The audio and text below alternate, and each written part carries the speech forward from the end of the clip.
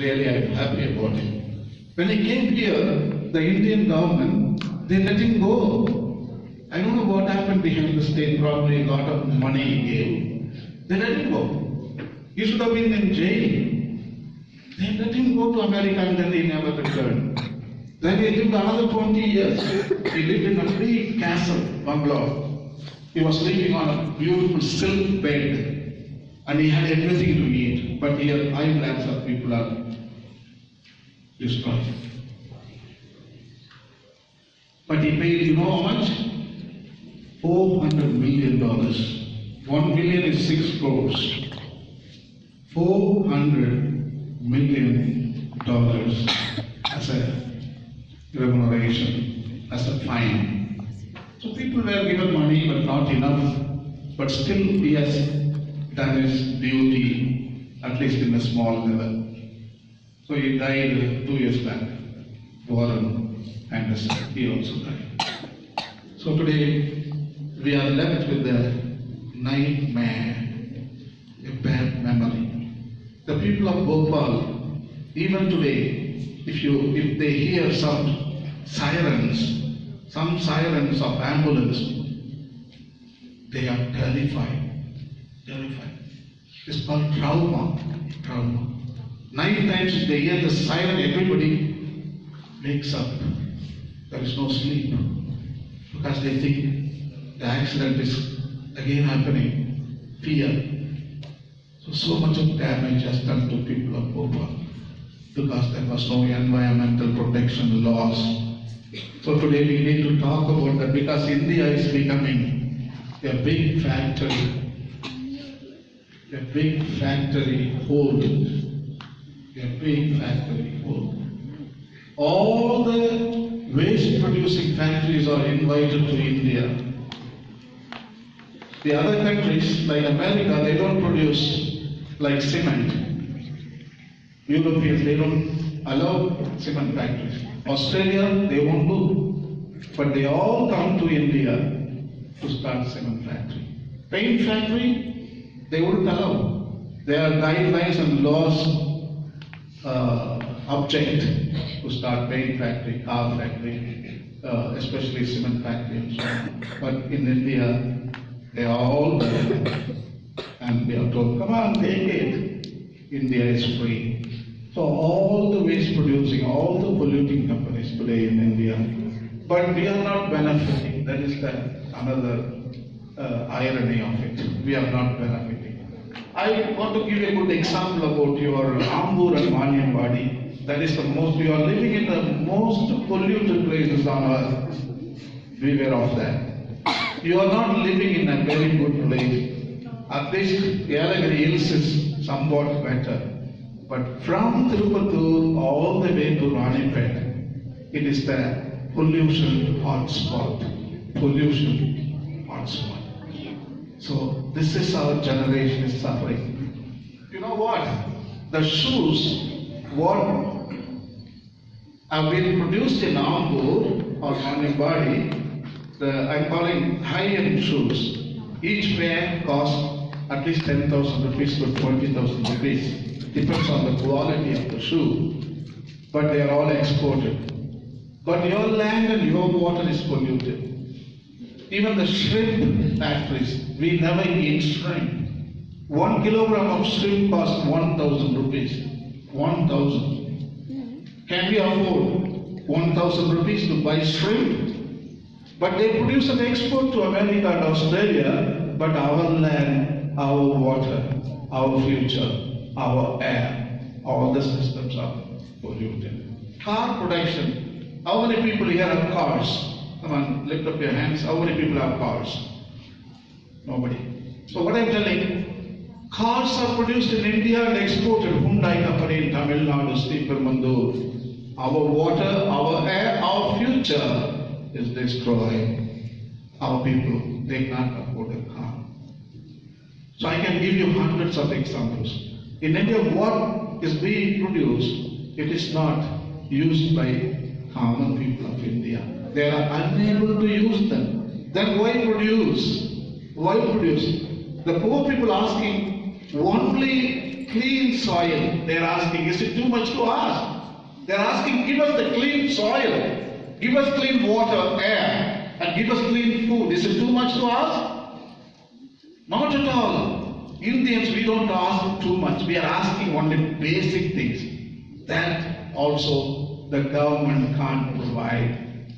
Everything is international globalization.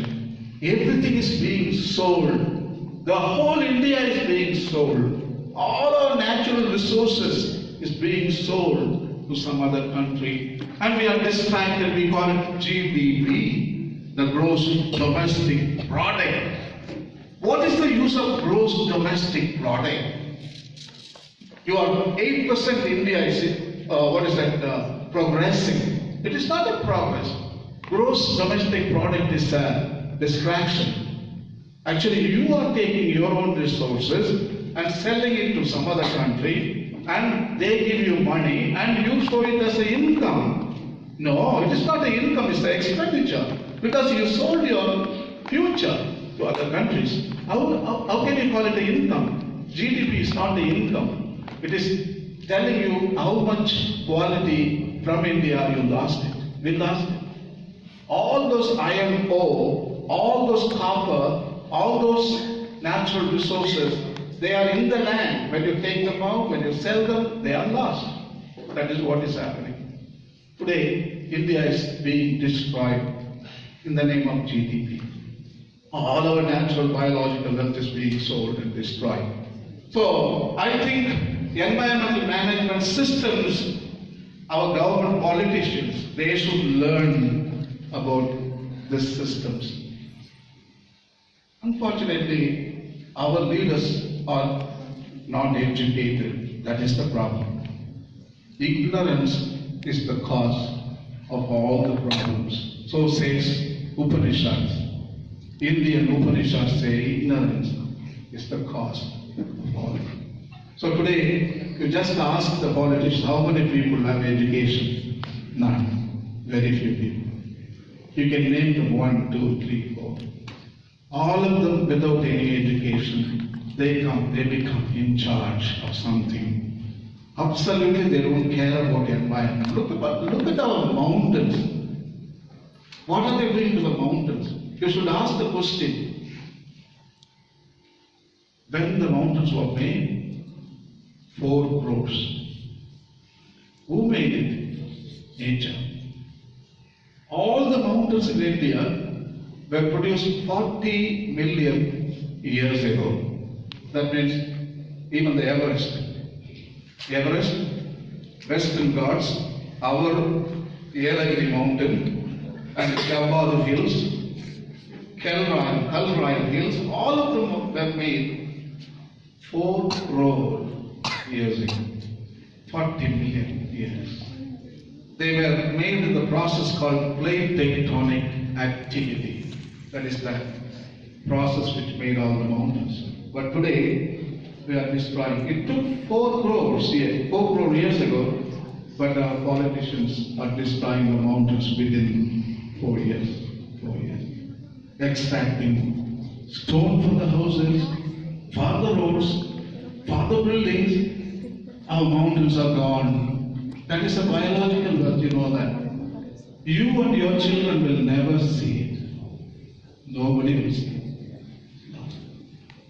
We should ask the question, if I take that mountain, can I bring the mountain back?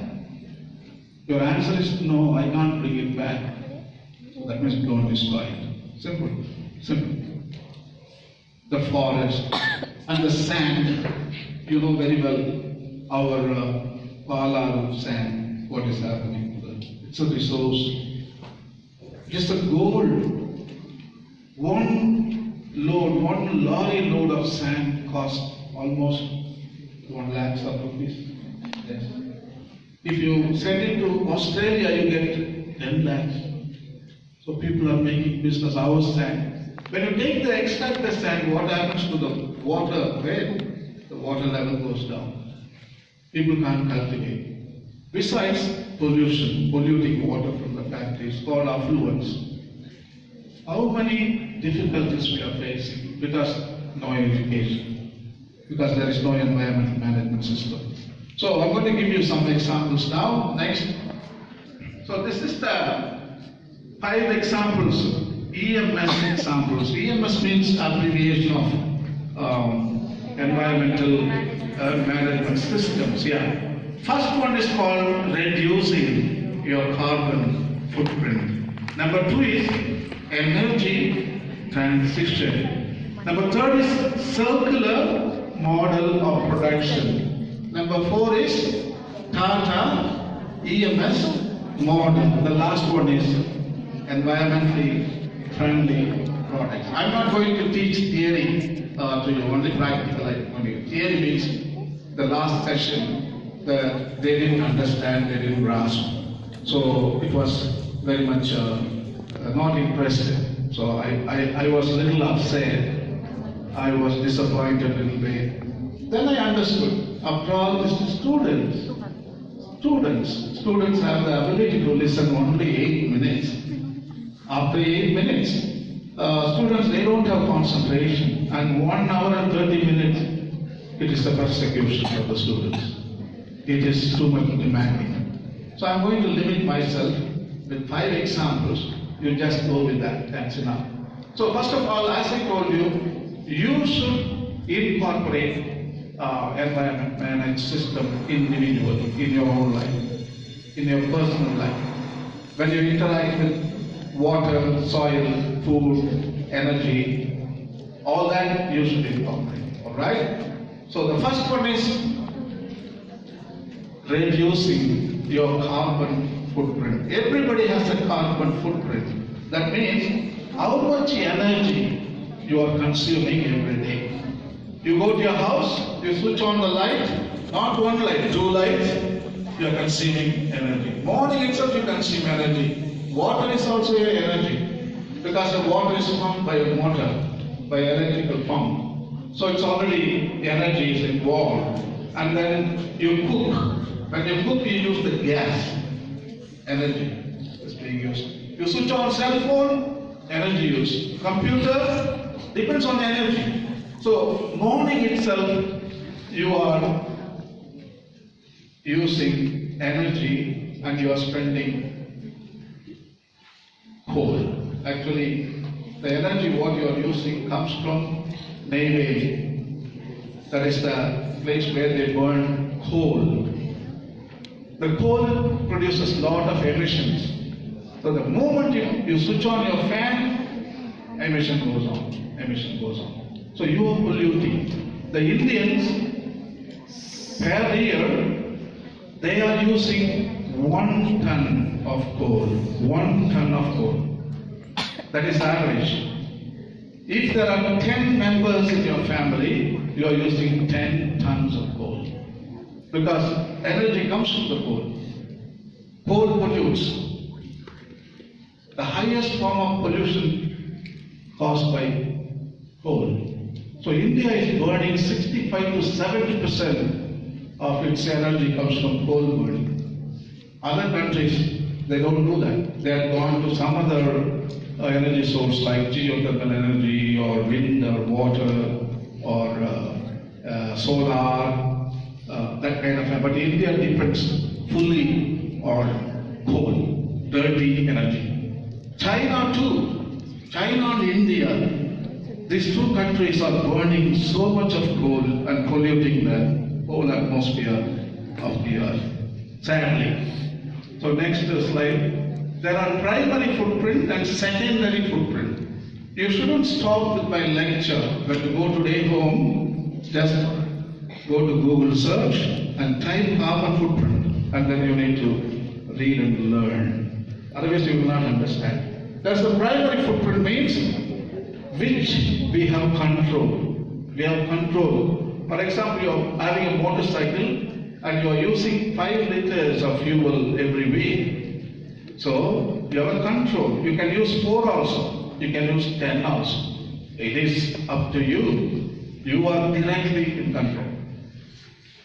And secondary means indirectly you are consuming. For example, the dresses what you are wearing, your pants or your shirts, if they are imported from America, That shirt has traveled in a ship or in a plane. So that used carbon fuel. So that shirt in India would cost you 300 rupees. Because that shirt came from America in a plane, they will charge you 1,000 rupees. So 600 rupees you are paying extra for the mileage, your shirt or your pant travel. So locally made shirts and our dresses, they are less money. Imported shirts, they cost more money. So if you are buying the imported dress, that is the secondary footprint. So you are adding more carbon to your consumption. And also the food you eat, if you are eating Indian food like sambar and rice, excellent. But if you are eating burgers and eating Kentucky Fried Chicken, or if you are eating some other pizza, you are adding more carbon to it. So reducing carbon is, if you are using 2 lights in your house, kill 1 light, use 1 light. You have already reduced 50% of your carbon footprint. So now I am telling you, reduce 50% of your carbon footprint. Because you are using, I told you, 1 ton of coal, but you should make it 500 kilogram of coal per year. That is your consumption, that is your carbon footprint. In order to do that, you kill, instead of burning 2, you kill 1 light, 2 fans, 1 fan down. If you are using a car, you can use a motorcycle. If you are using a motorcycle, you can use public transportation or walking or bicycle. If you are non-vegetarian, you can become a vegetarian. If you are shopping 5,000 rupees per month or 1,000 rupees per month, cut down into half. So 1,000 you spent last month, this month you spent 500 rupees. So you cut down already your carbon footprint. This is individually I am talking about. In the family also, you can use carbon footprint. It's a scale. In internet they will give you how to calculate carbon footprint, how to reduce your carbon footprint.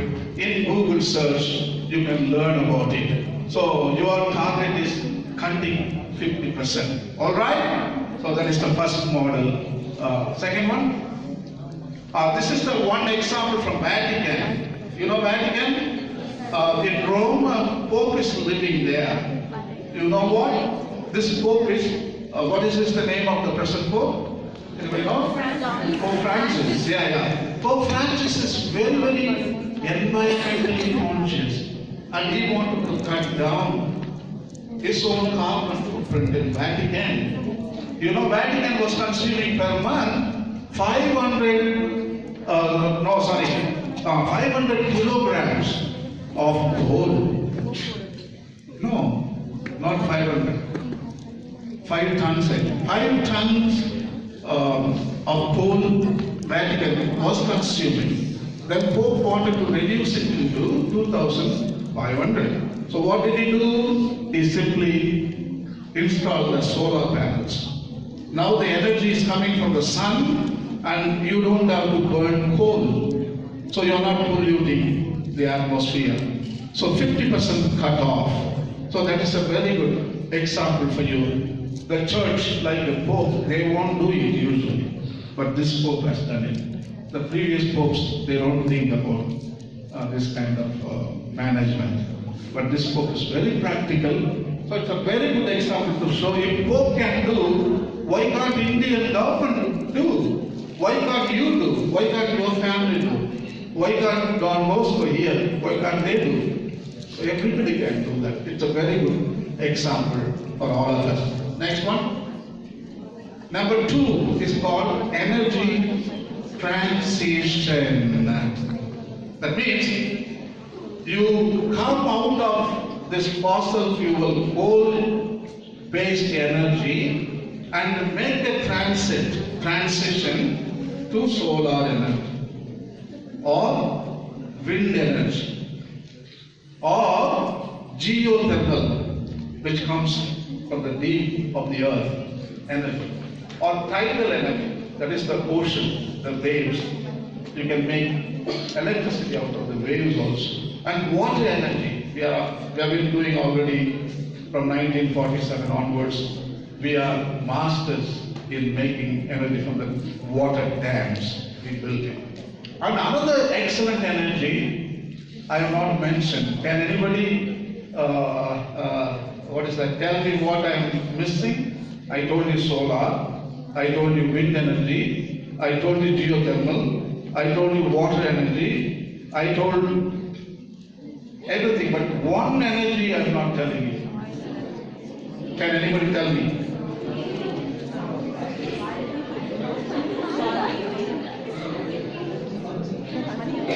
Come on, this is coal energy, coal. I mentioned all kinds of energy, only one energy, excellent energy, very efficient. Yeah, that's correct. Nuclear energy, that's correct. So that is the energy. So very, very good and very, very smart. I think it's wonderful. When you ask questions, you think and you come up with the answer so beautifully. So energy transition, next slide.